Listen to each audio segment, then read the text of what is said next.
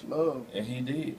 Well, and I can't honestly, I cannot take away over the years. I can't take away from Jab. He's done that for us a few times, but it's like a play here or there. It's not like rotation. You know what I'm saying? They Right. talk to her like they gonna throw it in rotation and make it into a hit, and they just ain't. It ain't gonna happen.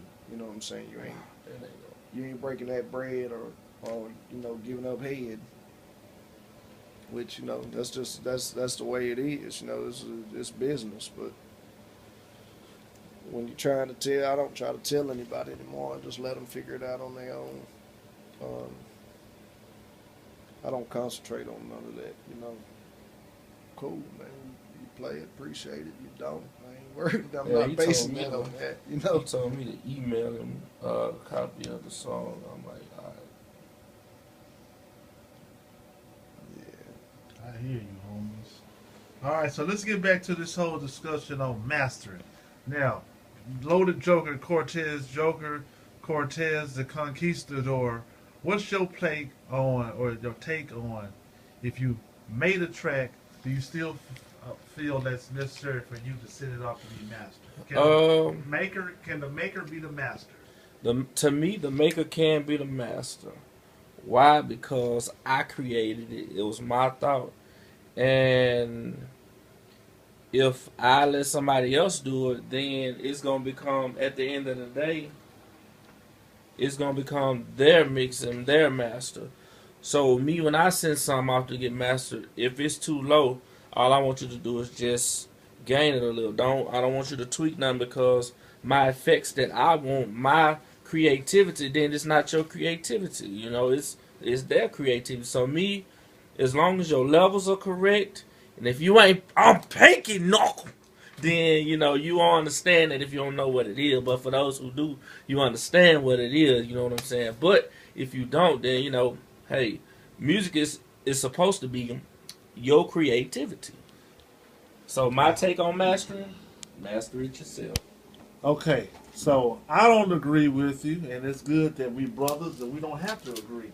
Um, so let's come to a consensus of what mastering is and what is a mastered track. A master track is a track that has been tweaked, it has been EQ'd, it has been frequencied. Anybody know what frequencies are?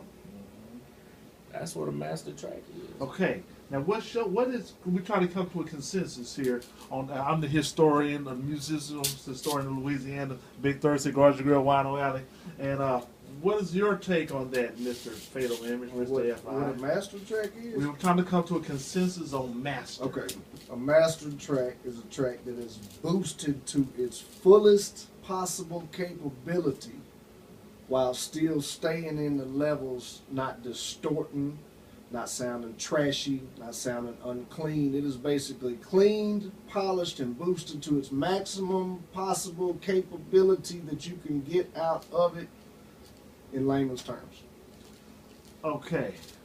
All right. So the reason why I don't agree with my brother, and he is my brother, is because the coach of the football field, although he can design the play that's going to get that touchdown, but he's not going to be able to run out there with them 19-year-olds. You know what I'm saying?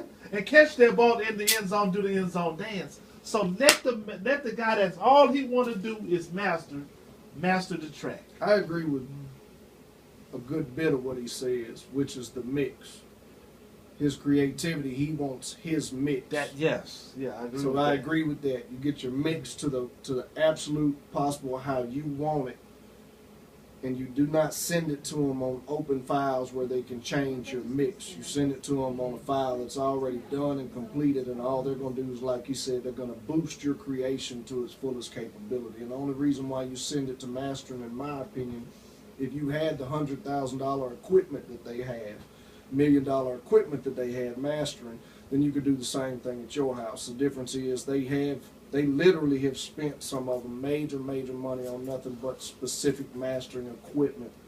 Now, are we giving them more credit than what they need? I mean, Some, So Because yes, with the tidal wave of technology that has taken place, we may have those tools. well here's what happens. This is what I say. What happens with technology? When they move up, you also move up. So what's happening is the technology is getting better and better and better for the small man. But don't be confused.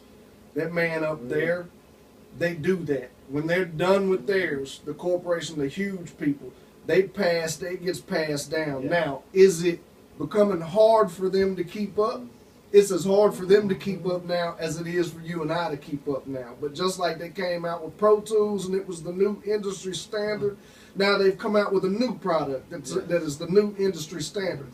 They do the same thing on those levels up there. They go out and they spend $1 million on new equipment, and a year later, that new equipment is null and void for them. So they better have made a lot of money to pay for that Yes. and their profit. Now, do I believe all of them spend that type of money and have that? No. You know, you will send off to mastering companies, do your research, spend the $100 per song to master it different.